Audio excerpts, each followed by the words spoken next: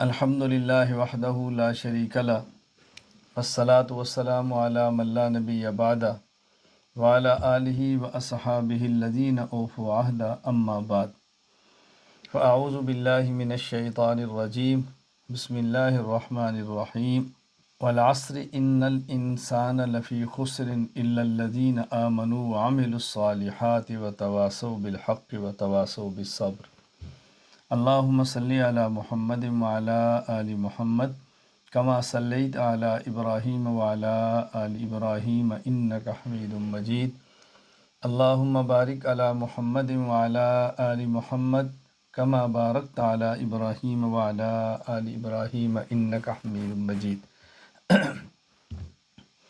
مرد عورت کی نماز کے درمیان فرق ہے، اس پر میں نے اہل سنت والجماعت کی طرف سے دلائل پیش کیے تھے، اور میں نے گزارش کی ہے کہ مرد اور عورت کی نماز میں فرق ہے جس پر دلیل نہیں بلکہ کئی ایک دلائل بحمد اللہ تعالی موجود ہیں، جن کو میں نے بڑی تفصیل کے ساتھ بیان کیا تھا۔ مرد عورت کی نماز کے درمیان فرق پہ دلائل نقلی بھی ہیں، مرد عورت کی نماز میں فرق پہ دلائل عقلی بھی ہیں۔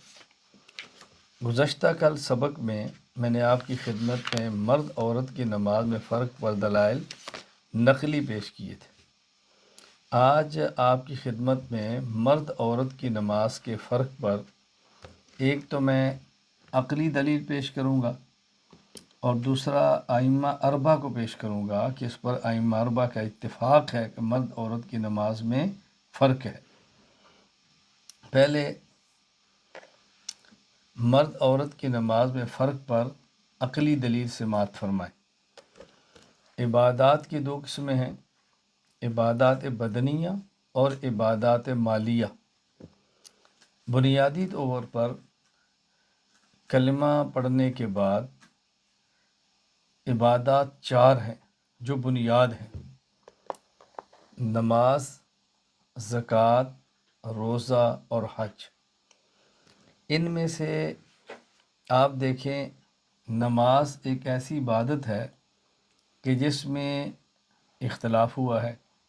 اہل سنت والجماعت کا موقف یہ ہے کہ مرد عورت کی نماز کے طریقہ میں کوئی فرق ہے، مرد عورت کی نماز کے طریقہ میں فرق ہے، اور دیگر بعض لوگوں کا موقف یہ ہے کہ نہیں، مرد عورت کی نماز کے طریقہ میں کوئی فرق نہیں ہے۔ اب ہم دیکھتے ہیں کہ جو باقی تین عبادات ہیں، زکوٰۃ، روزہ اور حج، اس کی نوعیت کیا ہے۔ جب ہم اس پہ غور کرتے ہیں تو ہم دیکھتے ہیں کہ ایک عبادت ہے جو کہ خالصتاً بدنی ہے، اور یہ عبادت ہے روزہ کی، یہ بدنی عبادت ہے۔ اب یہ روزے کو دیکھیں تو مرد عورت کے روزہ کے درمیان کچھ فرق ہے، یعنی مرد نے ایک ماہ مکمل روزے رکھنے ہیں اور عورت ایک ماہ کے کچھ روزے چھوڑ دیتی ہے۔ اس کی وجہ عورت کا بدنی اور جسمانی عذر ہے، جس کو ماہواری کا عذر کہتے ہیں، حیض کا عذر کہتے ہیں، مینسس کا عذر کہتے ہیں۔ اسی طرح اگر کسی عورت کے یہاں ولادت ہو اور وہ دن اس کے نفاس کے آ جائیں تو بھی اس عورت کے لیے روزے کو چھوڑنا پڑتا ہے، لیکن مرد پورا مہینہ روزہ رکھتا ہے۔ تو چونکہ اس میں بدنی عبادت تھی اور عذر بدن کی وجہ سے تھا، تو مرد عورت کی روزے میں کچھ فرق پڑ گیا ہے۔ زکوٰۃ کو دیکھیں تو یہ خالصتاً مالی عبادت ہے۔ اب زکوٰۃ ایک ایسی عبادت ہے کہ مرد اور عورت کے نصاب میں کوئی فرق نہیں ہے، کتنی زکوٰۃ دینی ہے مرد اور عورت میں کوئی فرق نہیں ہے۔ اسی طرح آپ دیگر دیکھ لیں جو عبادات مالیہ ہیں، مثلا کفارہ ہے یا فدیہ ہے، وہاں مرد عورت کی عبادت میں فرق نہیں ہوتا، صدقۃ الفطر ہے، برابر ہے۔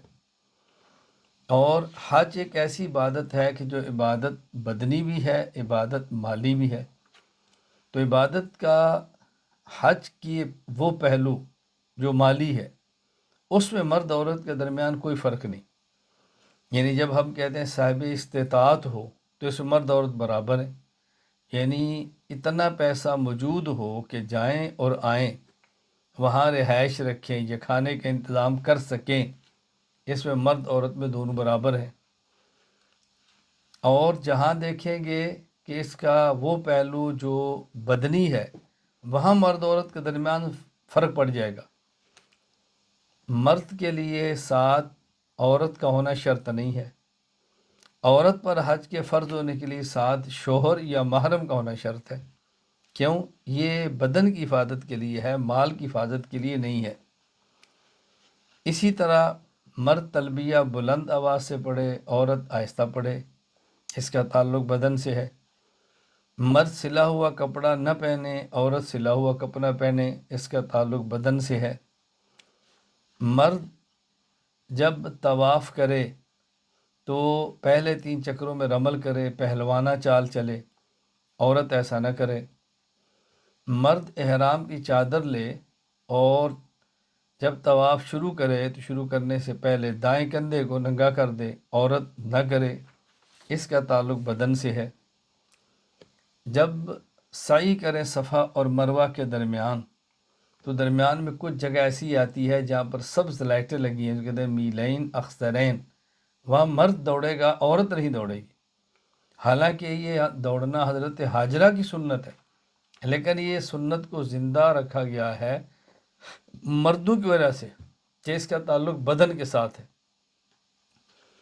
جب حمرہ سے فارغ ہو جائیں تو مرد حلق کروائے افضل ہے، یعنی ٹنڈ کروائے اور قصر کروائے تو جائز ہے، اور عورت نے صرف قصر کرانا ہے کہ ایک پورے کے برابر بال کاٹنے ہیں، حلق نہیں کرا سکتی، اس کا تعلق بدن کے ساتھ ہے۔ تو ہم نے دیکھا کہ روزہ خالص بدنی عبادت ہے تو مرد عورت کا فرق ہو جاتا ہے چند ایام کے روزہ رکھنے میں۔ زکوٰۃ صدقۃ الفطر خالص مالی عبادت ہے تو مرد عورت کی عبادت میں کوئی فرق نہیں ہے۔ اور حج عبادت بدنی بھی ہے اور مالی بھی ہے، تو جو پہلو اس کا مالی ہے وہاں مرد عورت کے درمیان کوئی فرق نہیں ہے، اور جو پہلو اس کا بدنی ہے وہاں مرد عورت کے درمیان فرق ہے۔ تو اس کو دیکھیں گے تو عقل بھی کہتی ہے کہ نماز ایک ایسی عبادت ہے جو کہ بدنی ہے، مرد عورت کے بدن کے تقاضے الگ ہیں، لہٰذا مرد اور عورت کی نماز کے درمیان فرق ہونا چاہیے، مرد عورت کی عبادت کے درمیان فرق ہونا چاہیے۔ تو دلائل نقلیہ، دلائل عقلیہ دونوں اس بات کا تقاضا کرتے ہیں کہ مرد عورت کی نماز کے درمیان فرق ہے۔ جو مرد عورت کی نماز کے درمیان فرق نہیں کرتا، معلوم ہوتا ہے کہ وہ نقل اور عقل دونوں نعمتوں سے محروم ہے۔ اگر اس کے پاس نقل یعنی احادیث ہوتی یا عقل کی نعمت ہوتی تو مرد عورت کی نماز کے درمیان فرق کا قائل ہوتا، ایسا نہ ہوتا کہ فرق دونوں کے درمیان نہ کرتا۔ اللہ تعالی ہمیں یہ بات سمجھنے کی توفیق عطا فرمائے۔ میں یہاں پر بطور فائدہ کی ایک بات کہا کرتا ہوں کہ آج کے دور میں ماڈرن 2 قسم کے طبقے ہیں، جدید ذہن رکھنے والے، ایک دنیا دار اور ایک دین دار۔ جو ماڈرن دنیا والے ہیں، جدید ذہن رکھنے والے، وہ کہتا ہے کہ مرد اور عورت زندگی کے 2 پہیے ہیں، اور اس گاڑی کو چلانے کے لیے دونوں پہیوں کو حرکت میں آنا چاہیے، گھر میں بھی اور گھر سے باہر بھی۔ لہٰذا مرد بھی ملازمت کرے، عورت بھی کرے، مرد بھی کمائے، عورت بھی کمائے، مرد بھی دفتر جائے، عورت بھی جائے، مرد بھی فوج میں جائے، عورت بھی جائے، مرد بھی پولیس میں جائے، عورت بھی جائے، مرد بھی کام کرے، عورت بھی کرے۔ وہ مرد اور عورت کو ایک جگہ پہ کھینچ رہے ہیں، وہ سمجھتے ہیں کہ دنیا کا فائدہ ہے اس میں۔ اور جو جدید دماغ رکھنے والے ہیں دین کے بارے میں، وہ بھی نماز کے بارے میں کہہ رہے نہیں، مرد عورت کے درمیان کوئی فرق نہیں، جیسے مرد نماز ویسے عورت نماز پڑھے، جیسے مرد کرے ویسے عورت کرے۔ تو دونوں کا اس موضوع پر دماغ ایک جیسا ہے۔ ہمارا بحمد اللہ تعالیٰ ایسا دماغ نہیں ہے۔ ہم کہتے ہیں اللہ تعالیٰ نے مرد اور عورت کے جسم کے تقاضے الگ الگ بنائے ہیں، لہٰذا جو جسمانی اور بدنی عبادات ہیں اس میں مرد عورت کے درمیان شریعت نے فرق کیا ہے، اور ہمیں اس فرق کو ملحوظ رکھنا چاہیے۔ اب میں آپ کی خدمت میں ائمہ 4 مجتہدین چاروں کو پیش کرتا ہوں کہ وہ چاروں حضرات مرد عورت کی نماز کے درمیان فرق کے قائل ہیں، تاکہ آپ کے سامنے یہ بات آ جائے کہ یہ مرد عورت کی نماز کے درمیان کا ایسا مسئلہ ہے کہ جس میں چاروں ائمہ کرام متفق ہیں۔ سبحان اللہ، چاروں ائمہ کرام متفق ہیں الحمدللہ۔ یعنی اس مسئلے پر فروعی اختلاف بھی نہیں ہے، اجتہادی اختلاف بھی نہیں ہے، اجتہادات کرنے والے بھی متفق نظر آتے ہیں۔ حضرت امام اعظم ابو حنیفہ رحمہ اللہ کے بارے میں الہدایہ باب صفت الصلاۃ کے اندر ہے، قال الامام الاعظم فی الفقہاء ابو حنیفہ رحمہ اللہ تعالی والمرأة ترفع یدیہا حذاء منکبیہا والصحیح لأنہ استر لہما۔ الہدایہ فی الفقہ الحنفی۔ حضرت امام اعظم ابو حنیفہ رحمہ اللہ فرماتے ہیں کہ عورت اپنے ہاتھوں کو اپنے کندھوں تک اٹھائے کیونکہ اس میں پردہ زیادہ ہے۔ اسی طرح الہدایہ فی الفقہ الحنفی کی دوسری عبارت ہے، وقال ایضا والمرأة تنخفض فی سجودها وتلزق بطنها بفخذیها لأن ذلك استر لها۔ عورت سجدوں میں اپنے جسم کو پست کرے اور اپنے پیٹ کو اپنی رانوں کے ساتھ ملائے کیونکہ اس کے جسم کو زیادہ یہ عمل چھپانے والا ہے۔ فقہ مالکی، رسالہ ابن ابی زید القیروانی رحمہ اللہ تعالی، قال الامام مالک بن انس رحمہ اللہ والمرأة دون الرجل فی الجہر۔ نماز میں عورت مرد کی طرح نہیں ہے، عورت مرد سے الگ ہے جہر کرنے میں۔ وَهِيَ فِي هَيْئَةِ الصَّلَاةِ مِثْلُهُ غَيْرَ أَنَّهَا تَنْزَمُّ وَلَا تُفَرِّجُ فَخِذَيْهَا۔ کہتے ہیں مرد بھی رکوع کرتا ہے عورت بھی کرے گی، مرد سجدہ کرتا ہے عورت بھی کرے گی، مرد قرات کرتا ہے عورت بھی کرے گی، مرد نے جلسہ کرنا ہے عورت بھی کرے گی، مرد سلام پھیرتا ہے عورت بھی پھیرے گی، لیکن فرق کیا ہے؟ أَنَّهَا تَنْزَمُّ وَلَا تُفَرِّجُ فَخِذَيْهَا وَلَا أَزُدَيْهَا وَتَكُونُ مُنْزَمَّةً مُتَرَوِّيَةً فی جلوسها و سجودها و امرها کلی۔ عورت کی نماز کی کیفیت مرد کی نماز کی طرح ہے، مگر یہ کہ عورت سمٹ کر نماز پڑھے، اپنی رانوں اور بازوں کے درمیان کشادگی نہ کرے، اپنے قعود سجود اور نماز کے تمام احوال میں، یعنی اپنے قعود سجود اور نماز کے تمام احوال میں عورت اس بات کا خیال کرے، کشادگی نہ کرے۔ فقہ شافی، کتاب الام، حضرت امام شافی کی کتاب رحمہ اللہ، باب التجافی فی السجود، اس میں فرماتے ہیں قال الامام محمد بن ادریس الشافعی رحمہ اللہ وقد ادب اللہ النساء بالاستتار وادبہن بذلک رسولہ صلی اللہ علیہ وسلم۔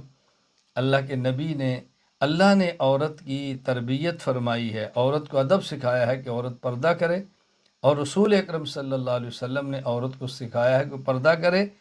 وَأُحِبُّ لِلْمَرْأَةِ فِي السُّجُودِ أَن تَنْضَمَّ بَعْضَهَا إِلَى بَعْضٍ وَتَلْصَقُ بَطْنَهَا بِفَخِذَيْهَا وَتَسْجُدُ كَأَسْتَرِ مَا يَكُونُ لَهَا وَهَكَذَا أُحِبُّ لَهَا فِي الرُّكُوعِ وَالْجُلُوسِ وَجَمِيعِ الصَّلَاةِ أَن تَكُونَ فِيهَا كَأَسْتَرِ مَا يَكُونُ لَهَا۔ اس ادب کی بنیاد پر میں عورت کے لیے پسند کرتا ہوں کہ وہ سجدہ میں اپنے بعض اعضاء کو بعض کے ساتھ ملائے، اپنے پیٹ کو رانوں کے ساتھ ملا کر سجدہ کرے، اس میں اس کے لیے زیادہ ستر پوشی ہے۔ اسی طرح میں عورت کے لیے رکوع، قعدہ اور تمام نمازوں میں یہ پسند کرتا ہوں کہ وہ نماز میں ایسی کیفیت اختیار کرے جس میں اس کے لیے پردہ پوشی زیادہ ہو۔ فقہ شافی کا بھی یہی مسئلہ ہے۔ فقہ حنبلی دیکھتے ہیں، الشرح الکبیر لابن قدامہ، جلد 1 صفحہ 599۔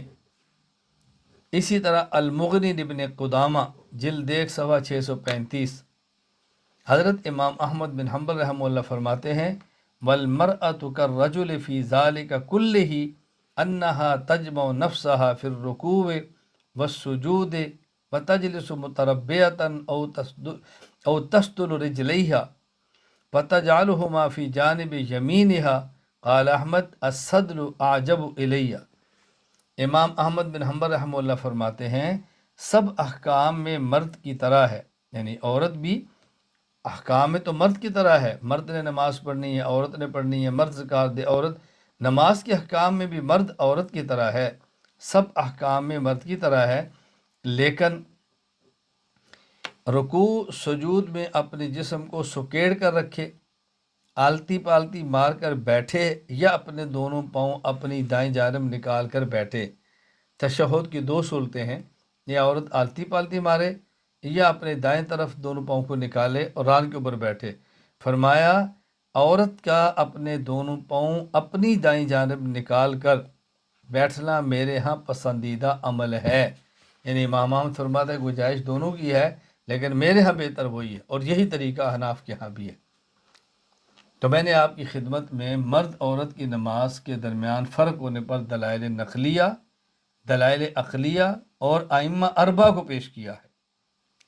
اب جو حضرات مرد عورت کی نماز کے درمیان فرق کے قائل نہیں ہیں، ہم ذرا ان کے دلائل کا بھی جائزہ لے لیں تاکہ الجھن نہ ہو۔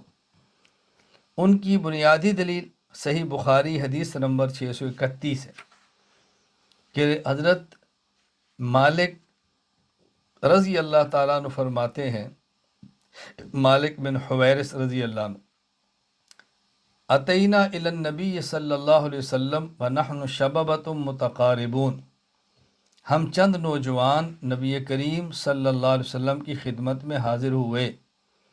فاقمنا عندہ 20 یوما ولیلہ، ہم آپ کی خدمت میں 20 دن رہے، یعنی ہمارا قیام دن رات 20 دن آپ خدمت میں رہا۔ وکان رسول اللہ صلی اللہ علیہ وسلم رحیماً رفیقاً، رسول اللہ صلی اللہ علیہ وسلم بڑے رحم دل اور رقیق القلب، نرم دل آدمی تھے، بہت رحم دل تھے۔ فلما ظن انا قد اشتہینا اہلنا او قال قد اشتقنا، جب آپ صلی اللہ علیہ وسلم کو معلوم ہوا کہ ہمیں اپنے گھر جانے کا اشتیاق ہے، تو آپ صلی اللہ علیہ وسلم نے دریافت فرمایا، سألنا عمن ترکنا بعدنا، تم لوگ اپنے گھر کیسے چھوڑ کر آئے ہو؟ فأخبرناہ، ہم نے آپ کی خدمت میں جو بات تھی وہ عرض کر دی، یعنی ہم نوجوان تھے، شادی شدہ تھے، 20 دن ہم گھر سے باہر رہے، آپ نے محسوس فرمایا کہ گھر جانا چاہتے ہیں، تو آپ نے ہماری کیفیت پوچھی، تو ہم نے کہا بھی بیویاں تو ہمارے ساتھ نہیں، گھر ہیں، اور ہمارا گھر جانے کا ارادہ ہے، یعنی ہمیں اشتیاق ہو رہا ہے کہ ہم اپنے گھر جائیں۔ اللہ اکبر۔ فرماتے ہیں کہ رسول اللہ صلی اللہ علیہ وسلم کو جب ہم نے ساری بات بتائی، آپ نے فرمایا ارجعوا الی اہلیکم، تم اپنے گھر واپس جاؤ۔ اہل کہتے ہیں بیوی، ارجعوا الی اہلیکم، اپنے گھر والوں کی طرف تم جاؤ۔ فاقیموا فیہم، تم وہاں جا کر قیام کرو، وہاں رہو۔ وعلموہم، ان کو دین سکھاؤ۔ ومروہم، اور ان کو دین کی باتوں کا حکم دو۔ صلو کما رأیتمونی اصلی، صلو کما رأیتمونی اصلی، درمیان میں وذکر اشیاء احفظھا او قال لا احفظھا، کچھ چیزیں اور بھی ذکر کی، اب یہ فرماتے ہیں مجھے یاد رہی، یا راوی کہتے ہیں مجھے یاد نہیں رہی، جو اصل مقصود ہے میں عرض کرتا ہوں۔ فرمایا صلو کما رأیتمونی اصلی، تم نماز پڑھنا جس طرح تم نے مجھے نماز پڑھتے دیکھا ہے۔ فَإِذَا حَضَرَتِ الصَّلَاةُ، جب نماز کا وقت آ جائے، فَلْيُؤَذِّن لَكُمْ أَحَدُكُمْ، تم میں سے ایک آدمی اذان دے، وَلْيَؤُمَّكُمْ أَكْبَرُكُمْ، اور جو تم میں سے بڑا ہو وہ جماعت کرائے، امامت کرائے۔ غیر مقلدین کی دلیل کی بنیاد یہ جملہ ہے کہ رسول اللہ صلی اللہ علیہ وسلم فرمایا صلو کما رأیتمونی اصلی، تم ایسے نماز پڑھو جیسے تم نے مجھے نماز پڑھتے دیکھا۔ اور وہ کہتے ہیں یہ خطاب رسول اللہ صلی اللہ علیہ وسلم کا مردوں عورتوں سب کو ہے، لہذا مرد بھی ایسے نماز پڑھیں جیسے اللہ کے نبی پڑھتے ہیں، عورتیں بھی نماز ایسے پڑھیں جیسے اللہ کے نبی صلی اللہ علیہ وسلم پڑھتے ہیں۔ معلوم ہوا کہ مرد عورت کی نماز کے درمیان کوئی فرق نہیں۔ اب ذرا اس کے نا دلائل سماعت فرمائیں۔ جواب نمبر 1 سمجھیں۔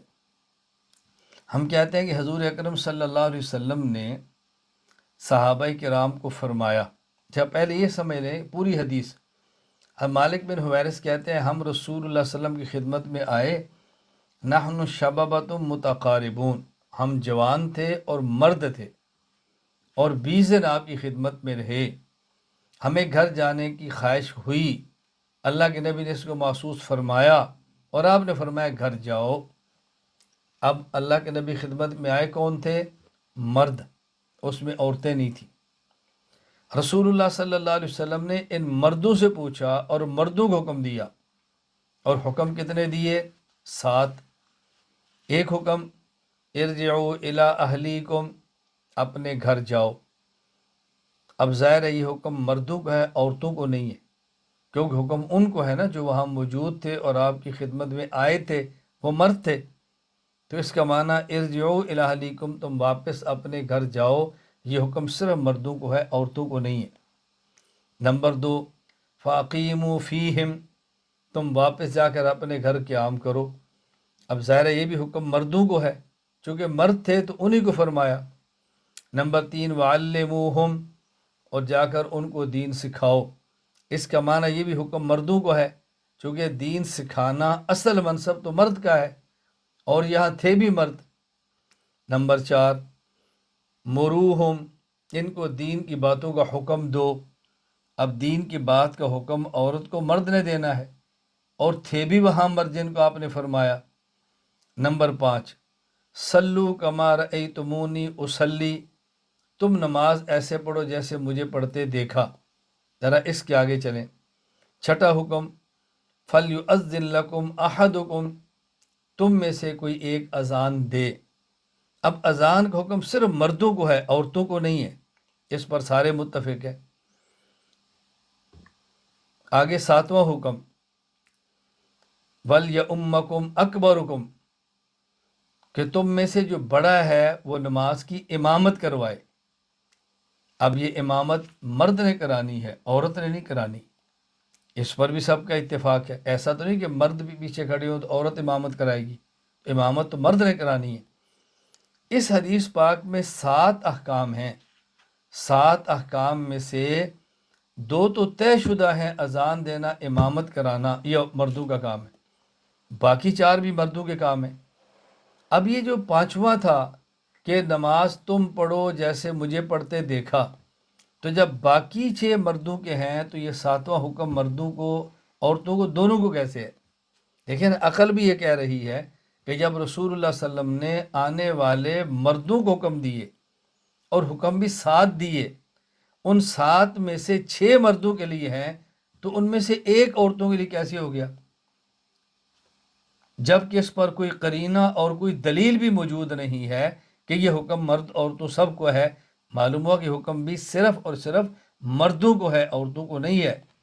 عورتوں کے اس حکم میں شامل کرنا درست نہیں ہے، یہ بات اچھی طرح ذہن نشین فرما لیں۔ دوسری بات سمجھیں، اچھی طرح اس کو ذہن نشین فرمائیں۔ دوسری بات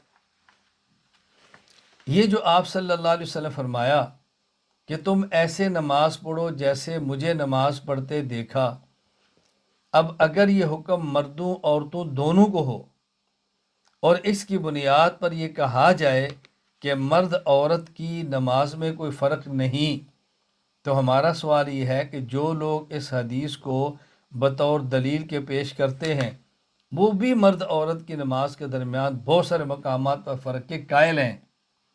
نمبر 1، اذان مرد دے گا عورت نہیں، وہ بھی قائل ہے۔ اقامت مرد کہے گا عورت نہیں، جب مرد عورت جماعت کے اندر موجود ہوں، اس کے وہ بھی قائل ہیں۔ صفوں میں مرد الگ کھڑے ہوں گے، عورتیں پیچھے اکٹھے نہیں کھڑے ہوں گے، اس کے وہ بھی قائل ہیں۔ امامت مرد کروائے گا، عورت مرد کو امامت نہیں کروائے گی، وہ بھی اس کے قائل ہیں۔ اچھا، مرد نماز میں ٹخنا کھلا رکھے گا، عورت ٹخنا کھلا نہیں رکھے گی، اس کے وہ بھی قائل ہیں۔ مرد کا سطر الگ ہے، عورت کا سطر الگ ہے، یعنی مرد اگر اپنے گھٹنوں سے نیچے کپڑا نہ ہو، ناف کے اوپر کپڑا نہ ہو تو نماز ہو جائے گی، عورت کی نہیں ہوتی، اس کے وہ بھی قائل ہیں۔ مرد کی نماز سر ننگا کرنے کی صورت میں ہو جاتی ہے، عورت کی نہیں ہوتی، اس کے وہ بھی قائل ہیں۔ مردوں پر جمعہ فرض ہے، عورتوں پر فرض نہیں، اس کے وہ بھی قائل ہیں۔ امام کے بولنے پر مقتدی سبحان اللہ کہے، لقمہ دے، عورت ہاتھ پر ہاتھ مارے، یوں، اگر امام نامحرم ہو، حدیث پاک میں تسبیح للرجال و تسبیح للنساء، اس کے وہ بھی قائل ہیں۔ مرد کے لیے نماز کی افضل جگہ مسجد ہے، عورت کے لیے افضل جگہ گھر ہے۔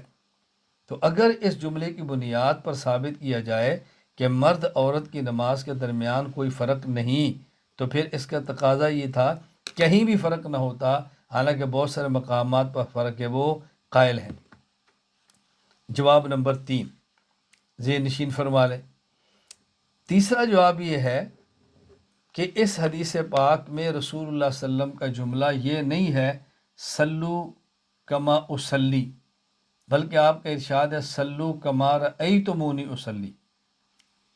اگر آپ یہ فرماتے کہ سلو کما اسلی، تم نماز ایسے پڑھو جیسے میں پڑھتا ہوں، تو کسی حد تک بات بن سکتی تھی، یہ حکم مرد عورت سب کو ہے۔ آپ نے فرمایا سلو کما رأیتمونی اسلی، تم ایسے نماز پڑھو جیسے مجھے پڑھتے دیکھا۔ اب رسول اللہ صلی اللہ علیہ وسلم کو یہاں دیکھنے والے مرد تھے، یہاں آپ کو نماز پڑھتے وقت دیکھنے والی عورتیں نہیں تھی۔ یہ ذہن نشین فرما لے، جو مرد آئے تھے وہی دیکھ رہے تھے نا۔ اگر کسی کے ذہن میں اشکال آئے، جی بسا اوقات عورتیں مسجد میں آ جاتی تھیں، جماعت میں نماز پڑھتی تھیں، اگر پڑھتی بھی تھی تو بہت پیچھے تھی، ان کو تو رسول اللہ صلی اللہ علیہ وسلم نظر نہیں آتے، نظر تو ان کو آ رہے تھے جو مرد ہیں، تو معلوم ہے کہ حکم مردوں کو ہے، یہ حکم عورتوں کو نہیں ہے۔ جواب نمبر 4، اگر سلو کما رأیتمونی اصلی کی بنیاد پر یہ کہا جائے کہ جی حکم اللہ کے نبی نے عام فرمایا کہ تم سب ایسے پڑھو جیسے میں پڑھتا ہوں، اس میں مرد عورت سب کو شامل ہیں، رسول اللہ صلی اللہ علیہ وسلم نے تو مرد عورت کی نماز کے درمیان کوئی فرق نہیں کیا۔ اگر یہ بات تسلیم کر لی جائے تو کوئی بندہ آپ کو یہ کہہ دے کہ سورۃ الاحزاب کی آیت ہے لَقَدْ كَانَ لَكُمْ فِي رَسُولِ اللَّهِ أُسْوَةٌ حَسَنَةٌ، لَقَدْ كَانَ لَكُمْ فِي رَسُولِ اللَّهِ أُسْوَةٌ حَسَنَةٌ، کہ تم مردوں اور عورتوں کے لیے اسوہ حسنہ رسول اللہ صلی اللہ علیہ وسلم کی مبارک زندگی میں ہے۔ اور یہ کم کے خطاب مردوں عورتوں سب کو ہے کہ تم سب کے لیے اسوہ میرا پیغمبر ہے۔ اب اس کی بنیاد پر اگر عورت یہ بات کہہ دے کہ چونکہ خطاب ہم سب کو ہے لہٰذا میں پگڑی باندھتی ہوں کیونکہ اللہ کے نبی نے باندھی ہے، میں تہمت باندھتی ہوں چونکہ اللہ کے نبی نے باندھا ہے، میں شلوار ٹخنوں سے اوپر رکھوں گی چونکہ اللہ کے نبی نے ایسے ہی فرمایا ہے، میں کبھی کبھی صرف ایک کپڑے کے اندر بغیر قمیص کے بھی آ سکتی ہوں چونکہ اللہ کے نبی نے بھی ایسے فرمایا ہے، میں کسی وقت میں اپنے گریبان کو کھول بھی سکتی ہوں کیونکہ اللہ کے نبی سے یہ بھی ثابت ہے صلی اللہ علیہ وسلم، میں اپنے ہاتھ میں ڈنڈا لے کر چلوں گی کیونکہ اللہ کے نبی صلی اللہ علیہ وسلم سے یہ بھی ثابت ہے۔ تو کیا ان سب باتوں کو تسلیم کر لیں گے؟ یقیناً نہیں۔ آپ کہیں گے لَقَدْ كَانَ لَكُمْ کا معنی یہ ہے کہ تم مردوں کے لیے، تم عورتوں کے لیے اللہ کے نبی صلی اللہ علیہ وسلم کی زندگی میں اسوہ ہے، یعنی آپ کی تعلیمات اسوہ ہے۔ جو تعلیمات مرد کے لیے ہیں اس کے مطابق مرد چلے، اور جو تعلیمات عورتوں کے لیے ہے اس کے مطابق عورتیں چلیں۔ تو رسول اللہ صلی اللہ علیہ وسلم نے جو احکام مردوں کے لیے دیے مرد اس پہ عمل کرے، اور جو احکام آپ نے خواتین کے لیے دے اس پر ان احکام پر خواتین عمل کریں۔ تو کتنا آسان تھا جواب ہے۔ اس لیے ظاہری لفظ سے استدلال کرنا یہ بس اوقات انسان کو دین سے بہت دور کر دیتا ہے۔ صرف ظاہر کو نہ دیکھیں، سیاق اور سباق، آگے اور پیچھے اور دیگر دلائل کو ملا کر فیصلہ کریں تو پھر آپ اس نتیجے پر پہنچیں گے کہ مرد عورت کی نماز کے درمیان یقیناً فرق ہے۔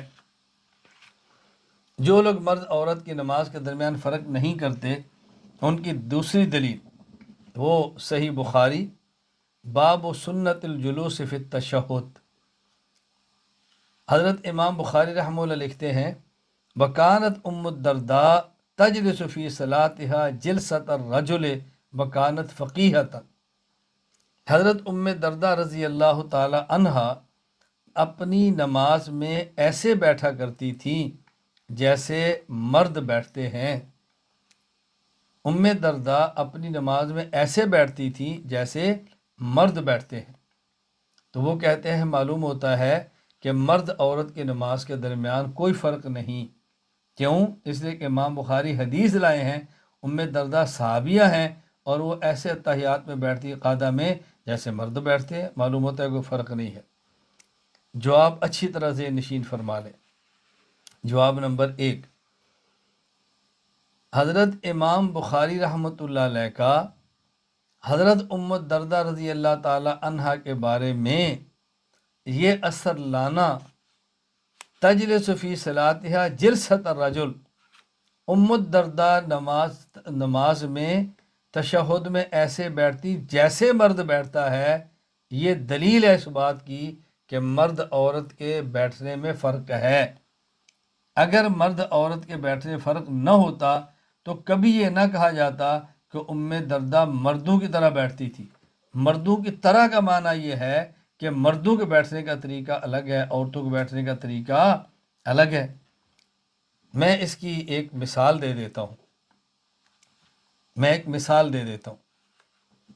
آپ کے ہاں کوئی بزرگ آئیں، کوئی عالم آئیں اور آپ انہیں یہ کہ حضرت دعا فرمائیں، یہ ہماری بیٹی ایسے بولتی ہے جیسے مرد بولتے ہیں، اس کی آواز بہت بھاری ہے، یا ہماری بیٹی یہ ایسے کپڑے پہننا پسند کرتی ہے جیسے لڑکے پہنتے ہیں، یا آپ فرمائیں کہ ہماری بیٹی ایسے چلتی ہے جیسے لڑکے چلتے ہیں۔ آپ دعا فرمائیں کہ ہماری بیٹی لڑکیوں والے کپڑے پسند کرے، لڑکیوں کی طرح چلے، لڑکیوں کی طرح بولے۔ تو یہ جو آپ کہہ رہے ہیں کہ ہماری بیٹی ایسے بولتی ہے جیسے لڑکے، معلوم ہوتا ہے کہ لڑکوں کے بولنے کا طریقہ الگ ہے۔ ہماری بیٹی ایسے کپڑے پہننا پسند کرتی ہے جیسے لڑکے پہنتے ہیں، تو معلوم ہوتا ہے کہ لڑکوں کے کپڑے الگ ہیں۔ ہماری بیٹی ایسے چلتی ہے جیسے لڑکے، تو معلوم ہوتا ہے کہ لڑکوں کے چلنے کا طریقہ الگ ہے، مردوں کی چال عورتوں سے الگ ہوتی ہے۔ تو یہ فرمانا کہ حضرت ام دردہ ایسے بیٹھتی جیسے مرد بیٹھتے ہیں، اس بات کی دلیل ہے کہ مردوں کے بیٹھنے کا طریقہ الگ ہے۔ یہ بات اچھی طرح سمجھا کریں، یعنی بعض الفاظ ایسے ہیں کہ اگر کوئی انسان زبان سے واقف ہو، سوسائٹی سے واقف ہو، محاورات سے واقف ہو، تو فوراً سمجھ آتا ہے کہ بولنے والا کیا کہہ رہا ہے۔ اللہ تعالیٰ ہمیں بات سمجھنے کی توفیق عطا فرمائے۔ میں بطور مثال کے سمجھایا کرتا ہوں کہ جس طرح حدیث پاک میں ہے کہ رسول اللہ صلی اللہ علیہ وسلم نے فرمایا کہ جو شخص فاتحۃ الکتاب فاتحہ نہ پڑھے اس کی نماز ناقص ہے۔ تو کہتے ہیں اللہ کے رسول صلی اللہ علیہ وسلم پوچھا گیا، قیل نحن وراء الامام، اللہ کے نبی ہم تو امام کے پیچھے ہوتے ہیں، تو ہم کیا کریں؟ آپ نے فرمایا اقرا بفی نفسک، تو تم اپنے دل ہی دل میں پڑھو، یعنی زبان سے نہ لاؤ، آہستہ نہ پڑھو۔ دل ہی دل کا معنی کیا ہوتا ہے کہ وہ دل ہی دل میں پڑھنے کو پڑھنا شمار نہیں کیا جاتا، لیکن چلو تمہارا وسوسہ ختم ہو گیا کہ ہم نے پڑھی ہے۔ اب بات سمجھے، یہ جو کہا گیا کہ نحن نکون وراء الامام، ہم تو امام کے پیچھے ہوتے ہیں، یہ جملہ بتا رہا تھا اس دور کا ماحول یہ تھا کہ امام کے پیچھے فاتحہ نہیں پڑھتے تھے، تبھی تو انہوں نے اس طرح بات کی۔ میں اس کو سمجھانے کے لیے کہا کرتا ہوں کہ جس طرح میں آپ سے کہوں کہ بیٹا سبق سمجھ آیا جی، اچھا دور کا شکرانے کے پڑھ لو، تو کوئی کہ استاد جی ابھی تو زوال کا وقت ہے، تو اس کا کیا معنی کہ زوال کے وقت کے اندر نہیں پڑھتے تو ہم کیا کریں؟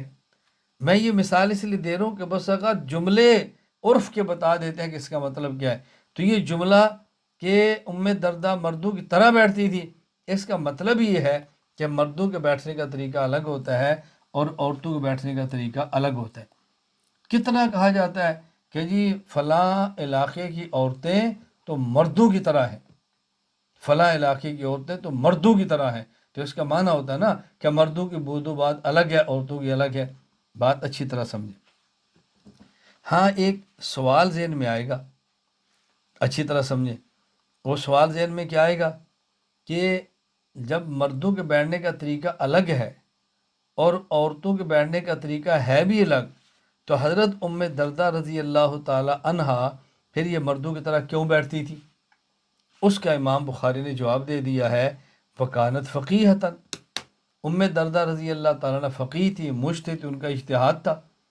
تو کسی مجتہد کو حق حاصل ہوتا ہے کسی مسئلے میں اجتہاد کرنے کا، مجتہد تھی، ان کا اجتہاد تھا۔ اچھا، اس پر کوئی سوال کرے کہ جی اگر ام دردہ مجتہد تھی تو ہم ان کی تقلید کر لیتے ہیں، تو تقلید تو مجتہد کی جا سکتی ہے نا، تو اگر آج کے دور میں ان کی تقلید کر کے مردوں کی طرح عورتیں بیٹھ جائیں تو پھر ہم نے کہا یہ عجیب لوگ ہیں کہ اگر تقلید نہیں کرنی تو امام اعظم ابو حنیفہ، امام مالک، امام شافعی، امام احمد جیسے مرد کی بھی نہیں کرنی، اور اگر کرنی ہے تو پھر عورت کی بھی کر لینی ہے، یعنی تقلید نہ کرنے پر آئے تو مرد کی بھی نہ کریں، اور کرنے پر آ جائیں تو عورت کی بھی کر لیں۔ بات سمجھیں، اچھی طرح بات سمجھیں۔ تقلید، بھائی تقلید کرنی ہے تو مرد کی، نہیں کرنی مرد کی بھی نہیں کرتے، اور جب کرنے پر آئیں تو عورت کی بھی کر لیں گے۔ پھر ہم کہیں گے اگر آپ نے تقلید کرنی ہے تو کیا ام دردہ رضی اللہ تعالیٰ عنہ کا باقی مذہب موجود ہے اس پہ تقلید کریں؟ جی نہیں، ہم اس خاص مسئلہ میں کر لیتے ہیں۔ میں نے کہا جہاں سارے آئمہ اور مجتہدین ایک طرف ہو اور ایک اجتہاد کرنے والا ایک طرف ہو، اس کو شاذ کہتے ہیں، اس رائے کو شاذ کہتے ہیں۔ شاذ کہتے ہیں فرد واحد کی رائے جو جمہور امت کے مقابلے میں ہو، اس رائے کا آپ احترام تو کر سکتے ہیں، اس رائے کو شائع نہیں کرتے، اس رائے کی اتباع نہیں کی جاتی۔ یہ بات اچھی طرح ذہن نشین فرما لیں۔ دوسرا اس دلیل کا جواب یہ ہے کہ حضرت امام بخاری رحمہ اللہ تعالی نے جو ترجمۃ الباب قائم کیا ہے، باب و سنت الجلوس فی التشہد، اور اس کے نیچے جو یہ دو اثر لائے ہیں، یہ امام بخاری کا طرز عمل بتا رہا ہے کہ خود امام بخاری بھی مردوں اور عورتوں کے تشہد میں بیٹھنے کے فرق کے قائل ہیں، اور یہ بتانا چاہ رہے ہیں کہ فرق ہے۔ یہ جو ام دردہ کی میں حدیث لایا ہوں یہ بتانے کے لیے کہ مردوں کے بیٹھنے کا طریقہ الگ ہے، اور ام دردہ جو بیٹھا کرتی تھی یہ اس عام ترتیب سے ہٹ کر بیٹھتی تھی۔ وہ کیسے امام بخاری لا رہے ہیں ذرا اچھی طرح سمجھنا۔ حضرت امام بخاری رحمہ اللہ تعالی یہاں ام دردہ کے بعد لائے ہیں حضرت عبداللہ بن عمر رضی اللہ تعالی عنہما کا عمل۔ وہ حدیث کیا ہے کہ عبداللہ بن عمر رضی اللہ تعالیٰ عنہما کے بیٹے عبداللہ، وہ فرماتے ہیں انہوں نے اپنے والد عبداللہ بن عمر رضی اللہ عنہما کو دیکھا یتربع فی الصلاۃ اذا جلس، جب وہ نماز میں بیٹھتے تو آپ چار زانو ہو کر بیٹھتے، چار زانو ہو کر بیٹھتے۔ یہ فرماتے ہیں ففعلتہ وَأَنَا يَوْمَئِذٍ حَدِيثُ السَّنِ، میری عمر چھوٹی تھی تو میں بھی چار زانو ہو کر بیٹھ گیا، چونکہ میں نے اپنے والد عبداللہ بن عمر صحابی کو اسی طرح دیکھا۔ فنہانی عبداللہ بن عمر، تو حضرت عبداللہ بن عمر رضی اللہ تعالیٰ عنہما نے مجھے منع کیا، فرمایا نہیں ایسا نہ بیٹھا کرو۔ وقال انما سنت الصلاۃ ان تنصب رجلک الیمنی، فرمایا نماز کے اندر سنت یہ ہے کہ تم اپنے دائیں پاؤں کو کھڑا کرو، وتثنی الیسری، اور بائیں پاؤں کو بچھا دو، یوں بیٹھو، یوں نہ بیٹھو چار زانو، یہ جس طرح ہم بیٹھتے اس طرح بیٹھنے کا فرمایا۔ فقلت، میں نے کہا انک تفعل ذلک، ابا جی مجھے آپ کہتے ہیں تشہد میں ایسے بیٹھو کہ دایاں پاؤں کھڑا رکھو، بایاں بچھا دو اور اس پر بیٹھو، اور خود آپ چار زانو بیٹھتے ہیں۔ فرمایا ان رجلی لا تحملانی، میرے پاؤں کمزور ہیں، وہ بوجھ اٹھانے کی طاقت نہیں رکھتے۔ یعنی عبداللہ بن عمر رضی اللہ تعالیٰ عنہما کی جوانی ڈھل رہی تھی اور آپ کا بدن موٹا تھا تو آپ کے لیے اس طرح بیٹھنا مشکل تھا۔ اب دیکھو تشہد میں بیٹھنے کا سنت طریقہ کیا ہے، دائیں پاؤں کو کھڑا کیا جائے اور بائیں پاؤں کو بچھایا جائے، اور حضرت امام بخاری عبداللہ بن عمر کی حدیث لا رہے ہیں کہ وہ چار زانو بیٹھتے تھے خود، تو معلوم ہوتا ہے اب امام بخاری نے بتایا کہ بیٹھنے کا طریقہ تو یہ ہے کہ آپ نے دائیں پاؤں کو پھیلانا ہے، دائیں پاؤں کھڑا رکھنا ہے اور بائیں پر بیٹھنا ہے، مرد نے یوں بیٹھنا ہے۔ اب حضرت امام بخاری اس پر ایک ام دردہ کا ارشاد عمل لاتی ہے اور ایک حضرت عبداللہ بن عمر کا۔ عبداللہ بن عمر کا لائے کہ عبداللہ بن عمر چار زانو بیٹھتے خود، اور جب بیٹے نے بیٹھنا شروع کیا تو فرمایا یوں نہ بیٹھو بلکہ بیٹا یوں بیٹھا کرو کہ دایاں پاؤں کھڑا رکھو بایاں بچھا دو۔ میں جو اس طرح نہیں بیٹھتا کہ میرا عذر ہے، آپ نے یوں نہیں بیٹھنا۔ اچھا اسی طرح ام دردہ کا لائے، فرماتا ہے کہ ام دردہ ایسے بیٹھتی جیسے مرد بیٹھتے ہیں، معلوم ہوتا ہے کہ مردوں کے بیٹھنے کا طریقہ وہ ہے جو سنت ہے بیٹھنے کا، تو امام وہ لا رہے ہیں نا۔ حضرت ام دردہ عورت ہے اور وہ عورتوں کے طریقے پر نہیں بیٹھ رہی، مردوں کے طریقے پر بیٹھ رہی ہیں۔ معلوم ہوا کہ اصل امام بخاری ثابت کرنا چاہتے ہیں کہ تشہد میں بیٹھنے کا طریقہ یہ ہے کہ دایاں پاؤں بچھایا جائے، بایاں پاؤں بچھایا جائے، دایاں کھڑا رکھا جائے۔ عبداللہ بن عمر اس کے خلاف بیٹھتے تھے، یہ ان کا عذر تھا، طریقہ یہی ہے۔ ام دردہ بیٹھتی تھیں تو تشہد کا طریقہ مردوں کو ہے جو میں نے بتایا۔ ام دردہ عورت تھی اور وہ اس طرح بیٹھ جاتی تھی، کیوں؟ وہ کانت فقیہ، وہ مجتہد تھی اور ان کا اپنا ذوق تھا، یعنی اپنا ان کا طرز عورتوں کی طرح بیٹھنے والا نہیں تھا بلکہ مردوں کی طرح تھا۔ تو معلوم ہے کہ عورتوں کا الگ ہے، مردوں کا الگ ہے۔ یہ حضرت امام بخاری رحمۃ اللہ علیہ کا طرز عمل بتا رہا ہے، اس کو اچھی طرح ذہن نشین فرما لیں۔ اچھا، اسی طرح ان کی تیسری دلیل، وہ کہتے ہیں کہ مردوں کے بیٹھنے کا طریقہ الگ ہے، مردوں کا نماز کا طریقہ الگ ہے، عورتوں کا الگ ہے۔ دلیل کیا ہے کہ یہ جو اہل سنت والجماعت احناف کہتے ہیں کہ جب عورت سجدے میں جائے تو اپنے پاؤں کو، اپنے ہاتھوں کو زمین پر لگا دے اور مرد اپنے ہاتھ اٹھا کے رکھے، الگ رکھے۔ رسول اکرم صلی اللہ علیہ وسلم نے زمین پر ہاتھ لگا کر، زمین پر اپنے بازو لگا کر سجدہ کرنے سے منع فرمایا۔ رسول اکرم صلی اللہ علیہ وسلم نے فرمایا، صحیح بخاری حدیث نمبر 822، فرمایا اللہ کے نبی صلی اللہ علیہ وسلم نے، بلا یبسط احدکم ذراعیہ انبساط الکلب، کہ تم میں سے کوئی بھی آدمی اپنے بازو کو کتے کی طرح نہ بچھائے، یعنی زمین کے ساتھ تم بازو لگا کے سجدہ کرو، یہ کتے کی طرح بچھانا ہے، تم یوں نہ بچھاؤ۔ تو رسول اللہ صلی اللہ علیہ وسلم نے کتے کی طرح بازو زمین پر سجدے میں رکھنے سے منع کیا ہے، اور آپ کہتے ہیں عورت سجدہ ایسے کرے کہ وہ اپنے بازو کو زمین پر بچھا کر کرے، اللہ کے نبی نے اسے منع کیا ہے۔ اور اس حدیث میں حکم مردوں کا نہیں، مرد عورت سب کو ہے۔ معلوم ہوتا ہے کسی کے لیے بھی یوں بازو کو بچھا کر نماز پڑھنے کی اجازت نہیں ہے۔ تو رسول اللہ صلی اللہ علیہ وسلم نے اس طریقے سے منع کیا جو تم نے عورتوں کے لیے گنجائش نکالی ہے کہ عورت ہاتھ یوں بچھائے۔ جواب سے نشین فرما لیں، ہم کہتے ہیں جواب یہ ہے کہ رسول اکرم صلی اللہ علیہ وسلم نے فرمایا کہ کوئی بھی اپنے بازو کو سجدے میں زمین پر نہ بچھائے جیسے کتے بچھاتے ہیں۔ اس حدیث کا تعلق عورتوں کے ساتھ نہیں ہے، اس حدیث کا تعلق مردوں کے ساتھ۔ ہم بھی کہتے ہیں کہ مرد سجدے میں اپنے ہاتھ اٹھا کے رکھے، اپنے بازو زمین سے الگ رکھے، اپنے بازو جسم سے کھلے رکھے، یہ کتے کی طرح نہ بچھائے۔ یہ حکم مردوں کو ہے، عورتوں کو نہیں ہے۔ اس پہ دلیل کیا ہے؟ یہ حکم صرف مردوں کو ہے، عورتوں کو نہیں ہے۔ اس پہ دلیل یہ ہے، نمبر 1، مراسیل ابی داؤد صفحہ 28، اثر الکبریٰ للبیہقی، باب ما یستحب للمرأة، اس میں صراحتاً اللہ کے نبی صلی اللہ علیہ وسلم فرمایا کہ عورت کیسے سجدہ کرے۔ یزید بن حبیب کہتے ہیں، ان رسول اللہ صلی اللہ علیہ وسلم مر علی امرأتین تصلیان، اللہ کے نبی دو عورتوں پر گزرے جو نماز پڑھ رہے تھے، فرمایا اذا سجدتما فضما بعض اللحم الی الارض، جب تم سجدہ کرو تو اپنے گوشت کو زمین کے ساتھ ملاؤ۔ فإن المرأة لیست فی ذلک کالرجل، کیونکہ اس مسئلے میں عورت مرد کی طرح نہیں ہے۔ مرد نے اپنا گوشت زمین کے ساتھ نہیں ملانا، عورت نے ملانا ہے۔ تو اللہ کے نبی صلی اللہ علیہ وسلم نے خود فرق فرما دیا کہ نہیں، مردوں نے اس طرح زمین پہ پاؤں ہاتھ نہیں رکھنے، عورتوں کا مسئلہ الگ ہے۔ اچھا، اور دوسری وجہ اچھی طرح سے نشین فرما لیں، میں نے کہا یہ حکم مردوں کو ہے کہ وہ زمین پر پاؤں نہ رکھیں، ہاتھ نہ رکھیں، اپنے بازو نہ رکھیں، مردوں کو حکم ہے، عورتوں کو نہیں ہے۔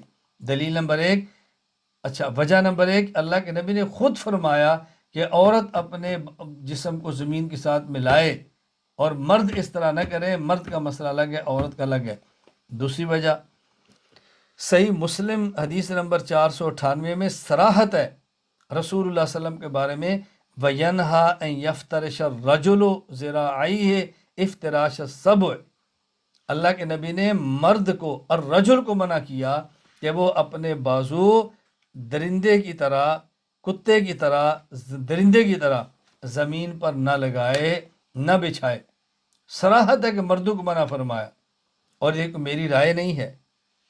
حضرت علامہ شرف الدین حسین بن محمد الطیبی رحمہ اللہ، وفات 743 ہجری، مرقات المفات شرح مشکات المصابیح باب صفت الصلاۃ، اسی حدیث کے تحت لکھتے ہیں التقیید بالرجل یدل علی ان المرأة تفترش ذراعی۔